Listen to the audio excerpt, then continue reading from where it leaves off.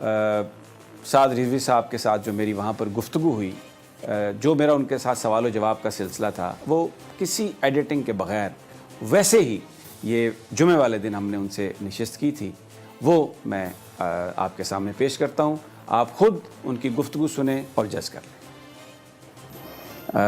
سب سے پہلے تو ہماری طرف سے تعزیت قبول کیجئے آپ کے والد محترمی، اللہ تعالیٰ ان کے درجات بلند کرے. یہ بتائیے کہ بڑی ایک ناگہانی ان کا انتقال تھا، بہت اسپیکولیشن بھی ہوئی اس پر. کسی نے کہا کہ اس کی تحقیقات ہونی چاہیے، کسی نے کہا کرونا ہے. مجھے یہ پتہ چلا کہ آپ ان کے ساتھ تھے. کچھ ہمارے ساتھ شیئر کریں گے کہ یہ سب کیسے ہوا، آپ نے سب کچھ دیکھا؟ بسم اللہ الرحمن الرحیم. سب سے پہلے تو آپ تشریف لائے، آپ کا شکریہ. اور ان کا دنیا سے جانا وہ ایک ہی وجہ بنا ہے جو ہم نے تحقیقات کی ہیں اور جو ہم تحقیق سمجھے ہیں، وہ تھا کہ جب سے فرانس میں خاکے شائع ہوئے تھے نا سرکاری سطح پر، تو وہ ایک بات بار بار کہتے تھے کہ یار انہوں نے ہمارے آقا و مولا صلی اللہ علیہ وسلم کی جو گستاخی کی ہے نا وہ سرکاری سطح پر. یہ 57 اسلامی مردے کہا کرتے تھے، ممالک نہیں کہتے تھے حضور کی عزت کے مقابلے میں انہوں نے مردوں والا کردار ادا کیا. یہ 57 اسلامی مردے کہاں ہیں؟ ان کا حق بنتا ہے نا یہ سرکاری سطح پر اس کو جواب دیں. مطلب یہ تھی ان کی ایک اندر کی کڑن، اور اس کڑن کو کوئی بیان نہیں کر سکتا. اور ہمارے ایک شاہ صاحب ہیں، وہ اکثر خدمت کیا کرتے تھے. وہ کہتے تھے کہ جب سے یہ معاملہ ہوا تھا تو ان کے کندھے کبھی کمزور نہیں پڑے، اس کے بعد اندر سے وہ جل رہے تھے، اور وہ جلن ان کی موت کا سبب. یہی ان کی اس دنیا سے رخصتی کا جی بالکل یہی سمجھنا. ورنہ بخار ہوتا ہے نارمل، آپ کی طبیعت زیادہ بھی خراب رہتی تھی، اس سے بھی زیادہ خراب رہی ہے کافی مرتبہ، لیکن یہ اچانک سے بالکل لمحوں کی بات ہوئی ہے. لمحوں کی بات. تو آپ اس وقت جس وقت وہ رخصت ہوئے اس دنیا سے، آپ ان کے ساتھ تھے؟ کوئی بات انہوں نے آپ سے؟ جی میں اس دن تقریباً 12 بجے سے لے کر 11:30 12 بجے سے لے کر رات ان کے وصال سے 10 منٹ پہلے تک انہی کے قریب رہا ہوں. اور میرا یہ معمول ہوتا تھا کہ اگر میں ظہر سے پہلے ان کے پاس بیٹھا ہوں تو ظہر کی نماز میں دائیں بائیں ہو جاتا تھا. اگر عصر سے پہلے بیٹھا ہوں تو عصر کی نماز کا فرصت آتی تھی. اور ان کی زندگی کی ایک سب سے بڑی خاصیت یہ ہے کہ ہم نے ان کو با اہتمام نماز پڑھتے دیکھا ہے، اتنی بیماری کی حالت کے باوجود. ان کے پاس کوئی بھی بیٹھا ہے، کیسے بھی بیٹھا ہے، جب اذان ہو گئی ہے تو وہ بیگانہ ہو گئے. انہوں نے کہا نماز پڑھو. میں اس دن قریب بیٹھا تھا کہ مجھے وضو کراؤ، نماز پڑھ کے آؤ، بس اتنا وقفہ ہوتا تھا. اور اس دن مطلب انہی کا ایک تصرف تھا کہ میں ہر نماز کے بعد واپس آ کے ان کے پاس بیٹھ جاتا تھا، پھر نئے سرے سے بات شروع ہو جاتی، پھر نئے سرے. اور یہ جتنی جہتیں ملاقات، جتنی نمازوں کا وقت، تقریباً 4 نمازیں اس میں آئیں عشاء سمیت، ان سب نمازوں کے وقفے کے دوران ایک علیحدہ زندگی کے پہلوؤں پر اور علیحدہ معاملات کے اوپر گفتگو ہوئی، جو انشاءاللہ بڑی زیادہ فوکس کس پہ تھا ان کا؟ ان کی ایک ہی بات پر فوکس تھا، اور وہ بات اتنی وزنی ہے کہ کہتے تھے کہ یار ہم ہر ایک سے وفا کا تقاضا کرتے ہیں.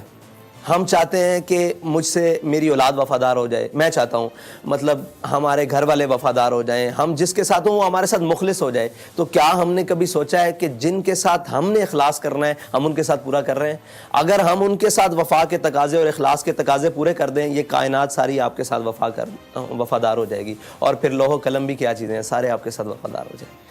ان کے بارے میں بہت زیادہ پروپیگنڈا بھی کیا گیا. کہا گیا کہ جناب کسی نے کہا کہ یہ جو فیض آباد دھرنا تھا ایجنسی کے کہنے پہ دیا، کوئی کہتے تھے کہ جی بڑا مال آیا. میں یہاں پر آیا ہوں ابھی، یہ میں نے دیکھا ہے آپ کی یہ جو مسجد ہے، پھر جو گھر ہے 3 کمروں کا فلیٹ. تو یہ بیان فرمائیے کہ وہ خود اس بات پر افسوس کا اظہار کرتے ہوں گے. آپ سے کبھی انہوں نے اس پر بات کی کہ یہ جو لوگ باتیں کرتے ہیں کیوں کرتے ہیں، ان کی کیا وجہ ہے؟ ایسی بات ہے کہ ان کے سامنے بھی آ کر ایک شخص نے کہہ دیا کہ جناب ہمیں نا لوگ تانے دیتے ہیں کہ آپ نے پیسے لیے ہیں دھرنے کے. تو کہتے تھے یار ایک میری بات سنو، ہم نے جیسا دھرنا دیا ہے ایسا کسی نے دھرنا دیا ہے؟ ہم بے سر و سامانی کے عالم میں جا کے فیض آباد بیٹھ گئے، ٹھیک ہے جی، شاپر کے ساتھ بارش روکتے رہے، بلکہ بغیر شاپر کے بھی بارش برداشت کرتے رہے، شیل بھی برداشت کیے. وہاں کہہ رہے تھے وہ بات اگلی کرتے تھے، وہ ڈیفینسو کبھی بھی نہیں کھیلتے تھے، وہ اٹیکنگ پوزیشن میں ہمیشہ رہے. انہوں نے اتنی خوبصورت بات کی کہ وہ بھی راضی ہو گیا. کہنے لگے دھرنا بھی ہم نے دیا، پیسے بھی ہم نے لیے, استعفیٰ بھی ہم نے لے لیا, تو ہم سے بڑا کون ہو سکتا ہے کہ ہم پیسے بھی لے آئے اور ساتھ استعفیٰ بھی لے آئے اور ساروں کو شکست بھی دے دی, اور اس بات پر بھی پیرا بٹھا دیا کہ اگر اس طرف آئندہ کوئی گیا تو ہم اس کے گھروں میں بھی گھسیں گے اور ہم اس کے نظریات کو بھی توڑ دیں گے اور ہم اس کے بت بنے ہوئے بت کو بھی توڑ دیں گے, اس کی سیاست کو بھی خیر آباد رخصت ہونے کے لیے مجبور کر دیں گے اس ریاست سے, تو ہم سے بڑا کون ہے. ہاں وہ مطلب یہ تو باتیں ساری سرسری ہیں, وہ ان چیزوں سے بیگانہ تھے.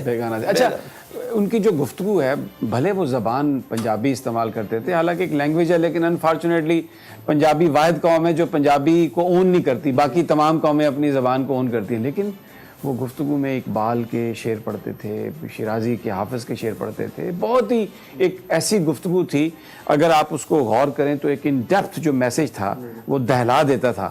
تو اکثر مطالعہ کرتے ہوں گے, آپ کے ساتھ بھی, آپ کی تربیت میں بھی وہ چیزیں انہوں نے شامل کی, انکارپوریٹ کی؟ بالکل ایسے ہی ہے. میں نے تو سارا جو کچھ بھی سیکھا, اور مجھے انہوں نے ایک سبق دیا آپ کے مطلب ایکسیڈنٹ کے بعد, ایک اور ساتھی ہیں ان کو بھی یہی سبق دیا کہ کتابیں تو 2 حرف سکھاتی ہیں, آدمی آدمی بناتے ہیں. تو ہم ہمارے اندر جو بھی آدمیت ہے, جو بھی ہمارے اندر کوئی وصف ہے کسی بھی چیز کا, وہ انہی کا دیا ہوا ہے, انہی کا سکھلایا ہوا ہے. اور ان کے اندر ایک خاصیت تھی کہ وہ اپنی ہر چیز کو جو ان کے ساتھ منسلک تھی بمانگے دوہل آن کرتے تھے. لوگوں نے بڑا کہا کہ حضرت آپ اردو کا استعمال کریں, اس سے بہت فائدہ ہوگا تھا. کہتے تھے جلے ہو جدوں تک میں پنجابی گل نہ کر لواں میرا اندر ہی پورا نہیں ہوندا, مینوں گل سمجھان دا مزہ ہی نہیں آتا. مطلب وہ پنجابی میں کہتے ہیں مجھے بات سمجھانے کا مزہ ہی پورا نہیں آتا.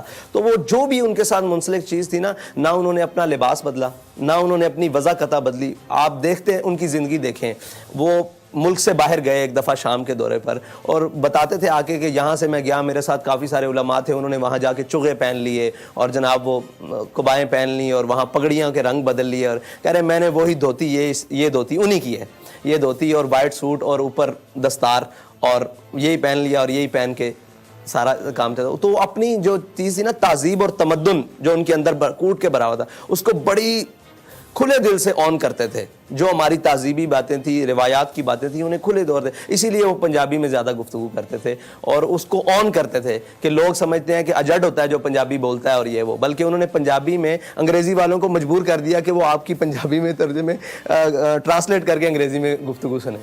اچھا یہ بتائیے کہ انہیں اندازہ تھا جب وہ اتنے بیمار رہے کہ شاید اب وقت رخصت آ پہنچا, گفتگو سے کچھ آپ کو اندازہ ہوا؟ جی میں ان کے قریب تھا, یہ ان کا روحانی تصرف کہہ لیں کہ انہوں نے میرے ساتھ ساری وہی باتیں کی ہیں جو آج رونما ہو رہی ہیں یا آئندہ آنے والے وقت میں رونما ہوں گی. لیکن میرا ایک مرتبہ بھی خیال نہیں گیا کہ آپ دنیا سے جانے کے لیے یہ ساری باتیں میرے ساتھ کر رہے ہیں اور مجھے سمجھا رہے ہیں کہ رشتہ داری کا کیا تعلق ہے, وفاداری کیسے رکھنی ہے, کس کے ساتھ کیسے تعلقات ہیں میرے, ان کے ساتھ کیسا اٹھنا بیٹھنا رکھنا ہے, تمہارے پر یہ ذمہ داری ہیں, یہ ذمہ داری ہیں, یہ ذمہ داری ہیں. اس مطلب تاریخ کے حوالے سے ساری گفتگو انہوں نے میرے ساتھ کی, لیکن میرا ایک وقت کے لیے بھی خیال, ایک لمحے کے لیے بھی نہیں گیا کہ یہ میرے ساتھ ایسی باتیں کیوں کر رہے ہیں. سبسکرائب کریں اور بیل دبائیں تاکہ کوئی خبر رہ نہ جائے.